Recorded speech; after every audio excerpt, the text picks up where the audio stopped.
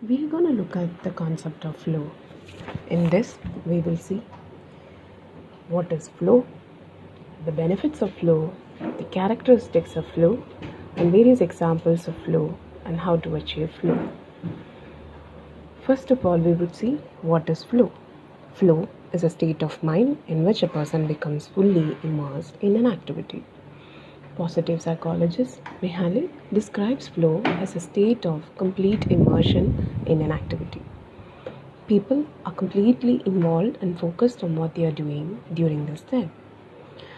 Examples are creative arts such as painting, drawing, or writing, in which the person is completely involved in what he is doing. However, it can also occur while engaging in a sport such as tennis, soccer, and dancing or running. While we are engaged in flow or while we experience flow, what happens is that the ego falls away, time flies, every action, movement, and thought follows inevitably from the previous one. It's like playing a jazz. Your whole being is involved and you're using your skills to the utmost. Flow experiences can occur in different ways for different people. It occurs when you're doing something that you enjoy and in which you are quite skilled. There is an increase in activity of dopamine, an hormone, which a brain chemical which involves in pleasure and motivation. This happens when people are experiencing flow. Now we will look into the benefits of flow. We can see that there is better emotional regulation.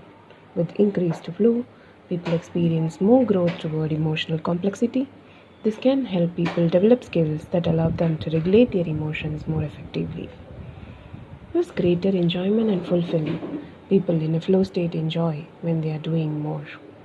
Because the task becomes more enjoyable, people are also more likely to find it rewarding and fulfilling. Research also suggests that flow states may be linked to increased levels of happiness, satisfaction, and self-actualization. There is greater intrinsic motivation because flow is a positive mental state. It can help increase enjoyment and motivation. Intrinsic motivation involves doing things for internal rewards. There's increased engagement. People in a flow state feel fully involved in the task at hand. There is improved performance seen.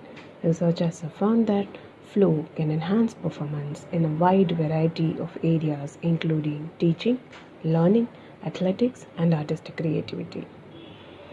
Learning and skill development is a part of flow because the act of achieving flow indicates a substantial mastery of a certain skill. People have to keep seeking new challenges and information in order to maintain the state. There's more creativity. Flow states often take place during creative tasks, which can help inspire greater creative and artistic pursuits. We will now look into the characteristics of flow.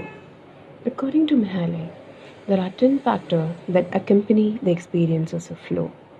While many of these components may be present, it is not necessary to experience all of them for flow to occur. The activity is intrinsically rewarding. There are clear goals that, while challenging, are still attainable. There is a complete focus on the activity itself. People experience feelings of personal control over the situation and the outcome.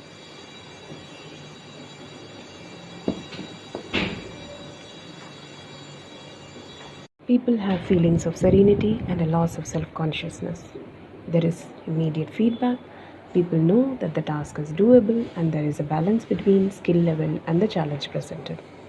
People experience a lack of awareness of their physical needs. There is strong concentration and focused attention. People experience timelessness or a distorted sense of time that involves feeling so focused on the present that we lose track of time passing. When we say few examples, while flow experiences can happen as a part of everyday life, there are also important practical applications in various areas including education, sports, and the workplace. Flow is perhaps most often associated with creativity. For example, a writer experiencing a state of flow may become so immersed in their work that time passes without them even noticing. The words flow easily and quickly. An artist might spend hours working on a painting and emerge with a great deal of progress that seemed to fly by quickly. It's also suggested that overlearning a skill, a concept, can help people experience flow. Another critical concept in this theory is the idea of slightly extending oneself beyond one's current ability level. The slight stretching of one's current skills can help the individuals experience flow.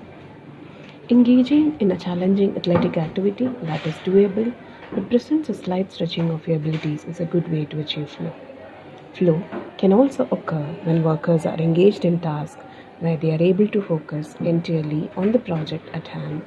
For example, a writer might experience this while working on a novel, or a graphic designer might achieve flow while working on a website illustration.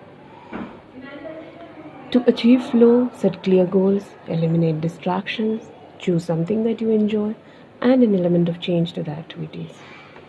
To conclude, we would say achieving a state of flow can be a great way to make the activities you pursue more engaging and enjoyable. Not only do people often perform better when they are in the state of flow, but they are also often able to improve their skills in that area. Fortunately, it is also a skill you can learn to achieve with practice. It is important to remember that flow is a dynamic and ever-changing state. As the skill levels increase, you will need to continue to adjust the levels of challenge that is needed to help initiate a state of flow. Thank you so much.